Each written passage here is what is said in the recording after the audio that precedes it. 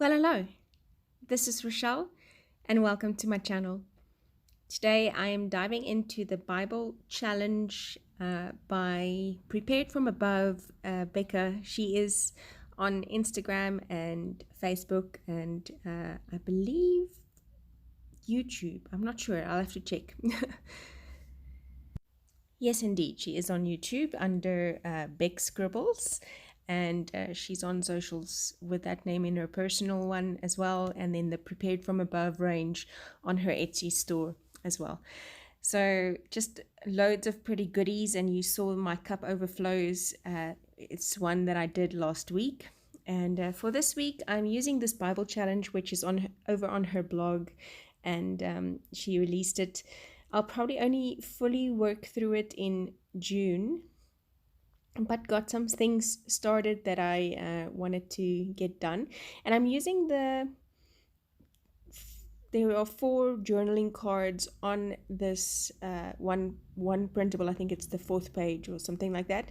They're the bigger cards, and I'm using those as basis, and then taking the little pockets that are included in the printable and making my little pockets, cut out the tags, and I'm going to use those tags for the scriptures that are included in this Bible challenge.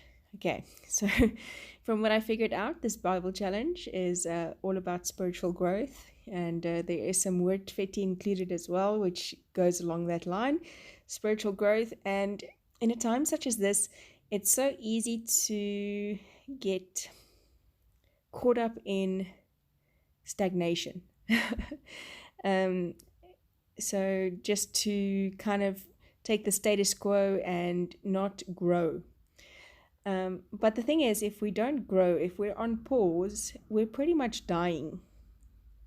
So for us to be able to move forward and to come into a closer relationship with God all the time, we can't just leave it.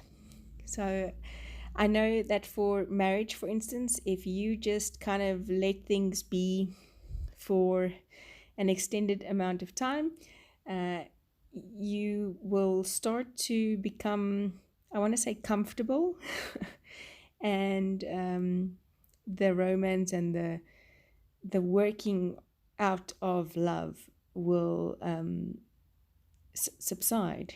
And that's the thing. Love requires some work. The decision requires some work. Love is a choice, and it requires some work, some growth. You need to grow together. And likewise, in our spiritual lives, we can't just take things for granted and assume that, if I've given my life to the Lord 20 years ago, that I will still be in a relationship. Many relationships have failed if they have no work in the 20 years. So here's the thing. The spiritual growth requires obviously more investment in time with the Lord. And by that, I'm not saying, spend 23 of the 24 hours a day in prayer and things like that. But I am saying that there's a place where when you eat, or when you're still on a bottle with milk and you're 19 years old, that's just not going to cut it. You need to get solids and move and grow. And in exactly the same way that a child would grow, we need to grow spiritually, which is the easy part because all we need to do that is the word. There are so many things today that you can get online, or walk into a bookshop and buy, and you've got a motivational book or a motivational speaker. But the crux of the matter is that you need to get into it for yourself. And the absolute, the without fail, the no need for someone else to interpret it for me is the Word of God. And so I made these 3 little bases with these pockets, really just embellishing it with the elements from the kit, and using some pens to just outline and kind of make it pretty. Not that it's not pretty, it's gorgeous.